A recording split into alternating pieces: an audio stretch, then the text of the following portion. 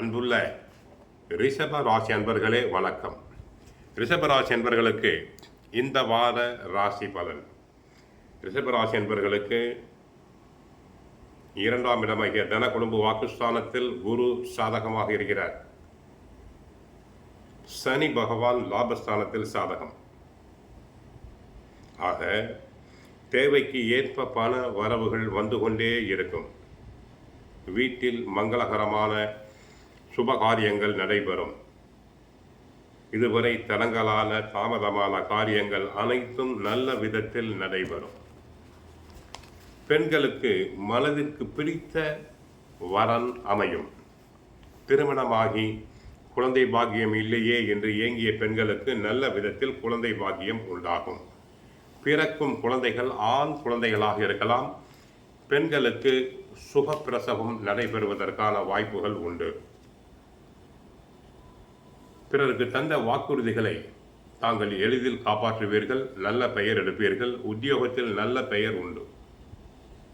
உயர் அதிகாரி தங்களை மனமாற பாராட்டுவார். தொழில் சம்பந்தமாக வியாபாரம் சம்பந்தமாக ஈடுபடுவோர் நல்ல லாபத்தினை காண்பார்கள்.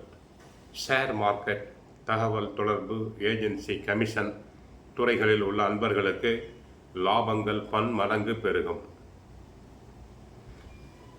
தங்களுக்குள்ள சட்ட சிக்கல்கள் அனைத்தும் குறைந்து தங்களுக்கு நன்மைகள் ஏற்படுவதற்கான வாய்ப்புகள் அதிகம்.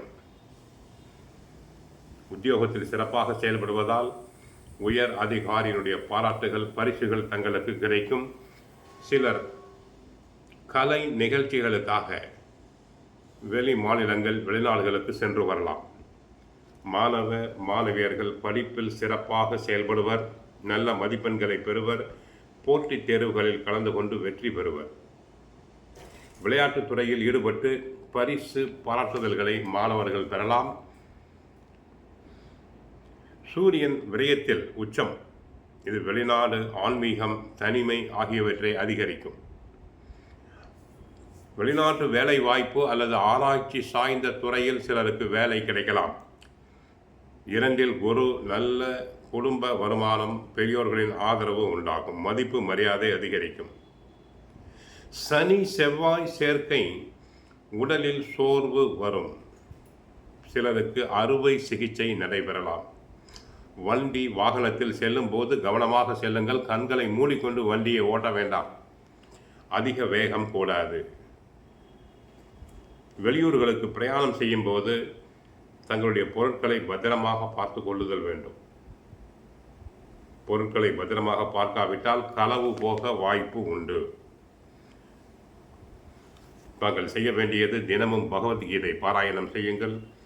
சுந்தரகாண்டம் பாராயணம் செய்யுங்கள். வாழ்க வளமுடன். ஹரே கிருஷ்ணா, ஹரே கிருஷ்ணா.